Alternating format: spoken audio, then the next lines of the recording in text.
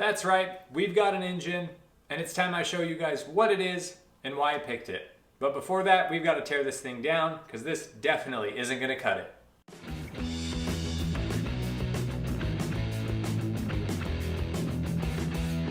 That's right, we've got ourselves a Chevrolet V8 motor. We're LS swapping the Z. And it's not just any LS.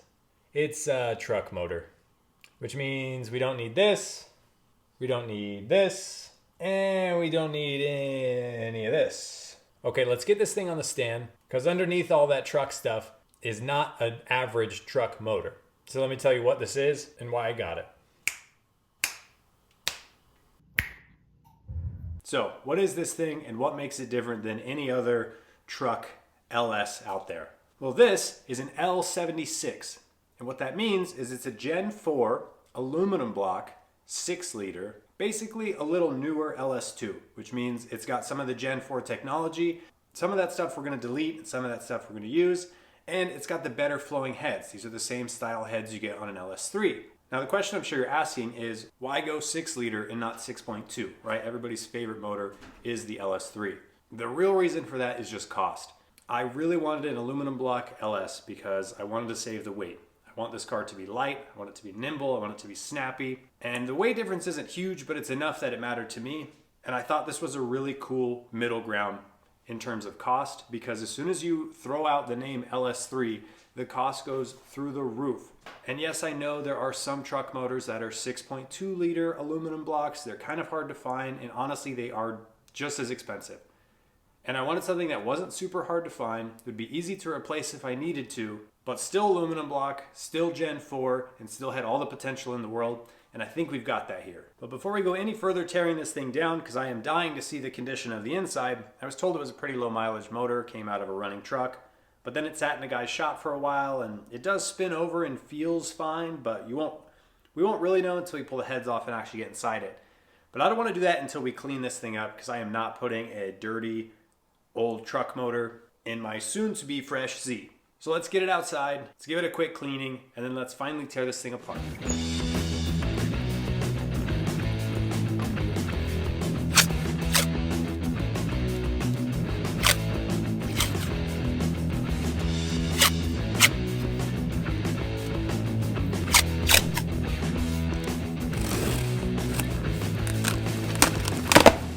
Shout out to the boys at Dirty's Detail Lab. They got me hooked up with a foam cannon that hooks to the pressure washer, tossed in their degreaser mixed with their soap, got this thing looking clean.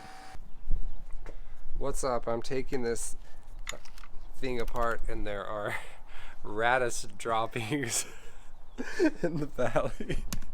Literal rat poop. I do have a question, Tony.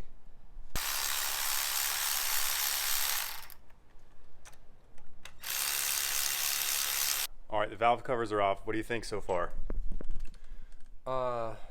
Change your oil, guys. Taking the heads off. Every bolt stinks because the dust being generated is like putrid. I'm sorry.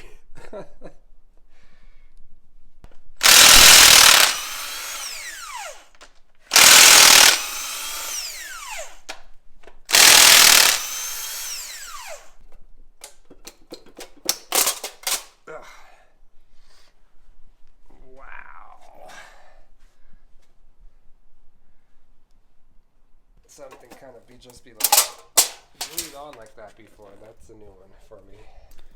All right, well, there's definitely some carbon buildup in there, but the cylinders all look good. I think we're gonna have a all right motor here. For those of you out there like me who know nothing about an LS, tell us what we're looking at here. So we've got the heads off. On the LS is a little weird. You have to take the heads off to pull out the lifters. And the lifters are held in by these plastic trays. So these are called lifter trays. This is one of the things that if you go on Amazon or China, this will blow your motor faster than anything else. Shitty lifter trays and lifters, game over. So pull out the tray like this. What it is, there's flat parts on the lifter. You can see right here. It's got D cuts. So that stops them from spinning. Because if they were to rotate, the roller wheel would immediately get totally destroyed, and it would also destroy your cam, sending metal in your motor in a hurry. Put compression in them. I just don't know. I just don't know, man. We are inside the LS. Because this is a Gen 4 motor, we have this nonsense we're taking off. This is the cam gear, and this is part of the DoD system that we will be deleting because we're going to put a spicy cam in this thing. There we go. Wow. We don't need this. All right, well, we took a closer look at the bottom end. The cylinder bores still have the factory cross hatching on them, so that's a really good sign. Rod bearings look perfect. Definitely still a low mileage motor. I just think it was kind of neglected, and that's why it looked pretty gross. Probably didn't get routine oil changes, but that's okay. I think it's going to be a solid foundation. You can see we've got the bottom end wrapped in a trash bag. I dropped the heads off at the machine shop. They're going to get resurfaced, cleaned up, high performance valve springs, and a few other goodies to support the big cam we're going to put in this thing. And we've still got a bunch of work to do to the actual car. As far as what's to come on this motor, like I said, we're putting a big cam in it, deleting the DoD emissions nonsense. We've got a pretty cool intake manifold and throttle body setup for all that. And toying around with the idea of nitrous, not 100% sure.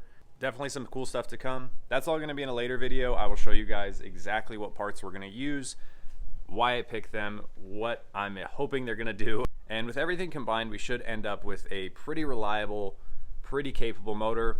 Now, I'm not shooting for the stars here. I'm not trying to make 700-800 horsepower. I'm really hoping for like 450 or 500. And just for it to be reliable. That's kind of been the name of the game with this car from day one. We've been able to get a ton of laps, and I don't want that to change because you can't win a competition if you have a car that's broken down. So I know this was a bit shorter of a video. I just wanted to show you guys what I'm working with and what our plan is moving forward. In the next one, we will be diving into the car because we need to build a full chassis harness, and we're going to get right back on this motor as soon as I get the heads back from the machine shop. We're going to assemble the whole thing, and then I've got a brand new transmission in a box that I can't wait to show you guys. Stuff is coming together, and it needs to because we are on an absolute time crunch. I have officially been accepted to drive in Hot Pit Auto Fest for the full season of 2025. Super excited about that. But that means we now have a deadline to get to. March 7th and 8th is going to be round 1 of Hot Pit Auto Fest at Orange Show Speedway. And this isn't going to work. Let me know what you guys think. I hope you're excited for the new power plant and hopefully a way more competitive season this year. Drop a comment down below. Let me know what you think. Give this video a thumbs up if you enjoyed it. And of course, catch you in the next one.